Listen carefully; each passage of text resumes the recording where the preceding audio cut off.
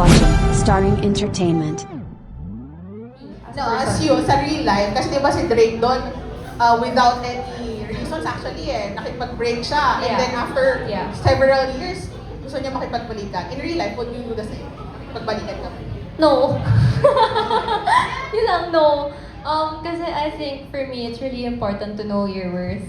And if kaya kang iwan ng boosh. So anyway, yeah, if it's important to know your worth. So if iniwan ka for no reason na hindi niya in-explain sa'yo, I think you didn't get considered sa situation na yun, and it's really important to consider the other party when you're doing something, let alone iwan mo, diba? So yeah, no, thank you. Alright, let's hear from Julian. Super gets ko po yung answer ni Ash. Because like, girls should really know their worth. But I read the book po, and I think Miss Arisa, iniwan po siya ni Drake kasi umiikot po yung mundo ni Alice kay Drake, right? And I think he just really wanted Alice to grow. And nung nakita niyo nag-grow na po talaga sila individually apart, and I think nakita na ni Drake na, okay, maybe this time it's possible. So, given that case, I think yes, I would take Drake back. And personally po kasi, I give unlimited chances to my lover. So, yeah, that's that po. Alright, so we have a no, we have one no, one yes. Okay. Okay na. Do you want... Okay, go lang. Whoever wants to answer, sige. So in my opinion siguro, I would not take second chances kasi parang pag in my opinion po pag pinakawalan ka na, may chance na pakawalan ka ulit. So, 'di ba? It will always be a taint in the relationship, 'di ba? No relationship is perfect, pero kapag may taint na, wag na.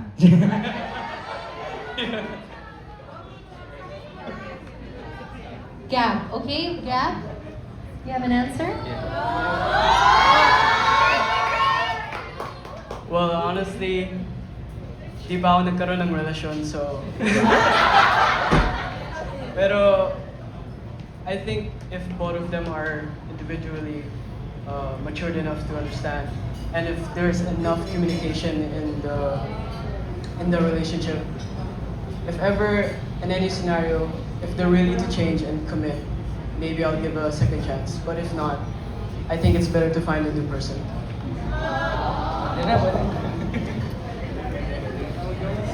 Okay.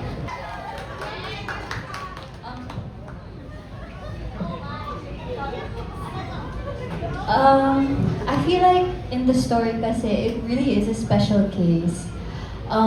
If like both answers na yes and no, I resonate with both Ashley and Julian's answer na parang in a relationship, if it comes to a point na you need to let each other go, you should know to call it quits na.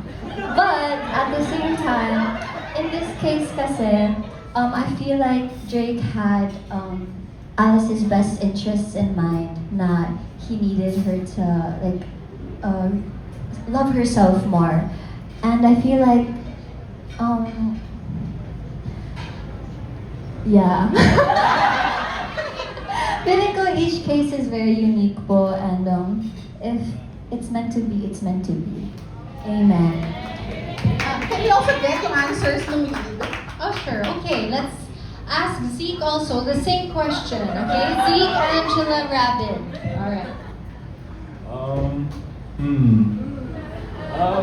Feeling ko po kasi, feeling ko no din po ako eh. Kasi feeling ko in general, like, may pagka-red flag talaga to si Drake eh. Kaya, si Drake pre hindi si Robin. Pero yeah, baka no din ako. Baka bias ka lang. No? Okay. Let's hear from Angela. Ako naman, I feel like for Alice, maybe no. Kasi there was a better way to do it. There was a better way to break up healthily. You didn't have to leave Alice out of the blue with no explanation, and she just didn't deserve it. And also with what happened in the book, and I can't spill anymore, pero if I were Alice, if Alice was a real, like, if I were Alice in real life, I would say no. Pero in the book, yes, kasi baliw na baliw siya kay Drake. Yan po. Ako yes. Yes, kasi kaya lang naman niya iniwan si Alice kasi mahal na mahal niya. Diba? So yes. Bibigyan ko siya ng bawal. Sige, yun. Yes po. Thank you po. Alright. Thank you for those fun. Nung nag-day 1 kami ng DAP, sabi ko nga kay Robin, ganito pala yung feeling ng nagsushoot ka ng book 2. Para lang siyang another shooting day ng SDP. Kasi same staff, same actors. So parang never akong nanibago or never akong nag-adjust ng malaki. Hindi ako talaga nangapa kasi yung location is the same. May mga recurring na location, bahay ni Drake, bahay ni Alice. So parang nag-step in lang ulit ako to shoot another scene from SDP. Ganon yung feeling eh. Tapos in terms of kilig, ewan ko sa dalawang to, effortless kasi sila eh. From SDP, nag-werewolf kami, nag-us maybe kami, then this time it's DAP. Parang this time around, mas kabisado na namin yung dynamics ng director-actor relationship. Same with them, na isang tingin ko pa lang sa kanila, alam nila kung bad take or good take yung ginawa nila. Diba? So gano'n na namin kakilala yung bawat isa. Even si Angela, kapag nahihirapan siya, lumalapit siya sa akin. Kasi alam niyang kaya niya akong sabihan kung ano yung nararamdaman niya. Also with Rob. So sobrang gamay na namin yung bawat isa. So hindi na mahirap magpakilig. Kasi nga, effortlessly, nakakakilig talaga sila. Thank you, Direk. Thank you. Alright, maraming salamat, Miss Kate. Now moving on to Stars Photo. We have Alan Sancon.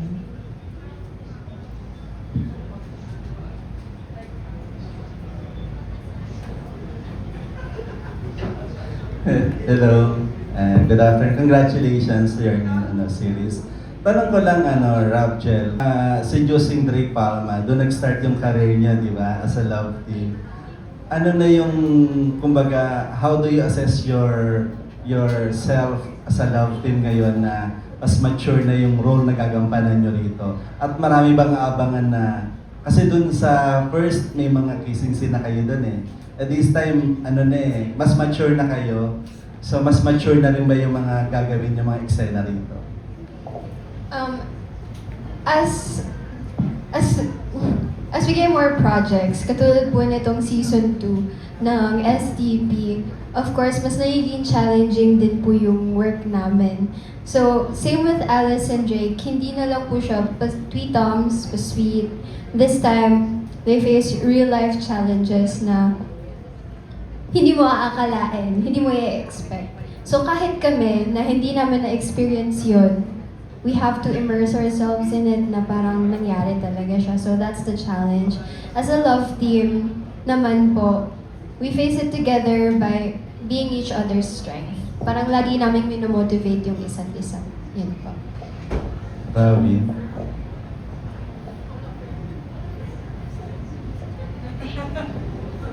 Ano po, parang dito po sa DAP, parang mas gamay na namin ni Angela yung isa't isa. Mas memorize na namin yung isa-isa, kumbaga.